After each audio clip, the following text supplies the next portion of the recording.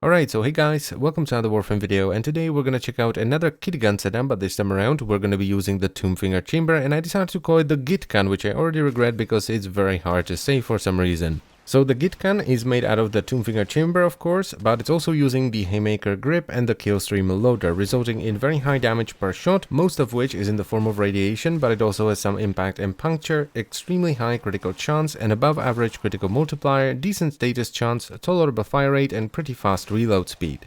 And since it is using the Tombfinger chamber, it fires a single projectile that will explode upon impact, doing a little bit of splash damage, though luckily it does not do self-damage. And finally, when I gilded the GitKun, I decided to add a V. Now the setup I'm using on the GitKun requires 5 extra forma where you add 4 Vs and a dash, and it's a straight up crit build. So I'm running Hornet Strike for damage, Barrel Diffusion for multi-shot, Lethal Torrent for fire rate and multi-shot, then I have Primed Pistol Gambit and Hydraulic Crosshair for crit chance, followed by Primed Target Cracker for critical damage, and I topped it all off with Pathogen Rounds and Convulsion for corrosive damage. I'm also running a rank 2 Pack Seeker, which is extremely good with a kitgun setup like this. Now the reason I went with Hydraulic Crosshairs rather than something like Ogre Pact or even Prime Heated Charge is that you just get so much more value from getting orange crits rather than adding more damage to the yellow crits. Though there definitely would be some benefit in using Prime Heated Charge instead, because as it is right now, the weapon doesn't really do any damage that would deal well with fleshier units. Also, the clear potential of this weapon is pretty limited because the explosion radius of the projectile isn't that big, so the majority of the clear done in these clips is done via Pack Seeker, which is very easy to see with this infested clip.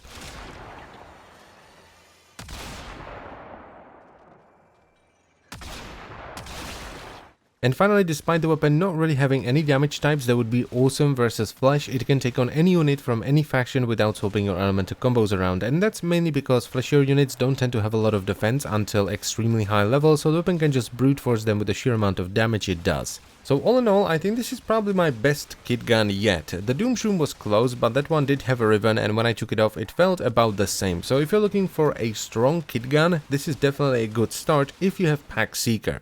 If, however, you do not have Pack Seeker or you don't want to rely on headshots to do the clearing for you via Pack Seeker, I would probably go with the Doomshroom setup, which is essentially the same kit gun, but it's using the Catchmoon chamber rather than the Tombfinger. And that's pretty much all there is to say about the GitKun. It's not too expensive to build initially. It is a bit of a pain to guild because you're not gonna have a ton of damage until you put on some proper mods, but it once again doesn't have a ton of clear potential without Pack Seeker, and it does require a lot of forma if you want to get it going with a big boy crit build. Though I'm pretty sure that if you don't want to invest a ton of forma and you just use the normal mods, you don't go for the primed ones, it's still gonna be more than adequate for the vast majority of the game. And as always guys, I thank you very much for watching, I hope you have enjoyed the video, and I will see you next time. Bye bye.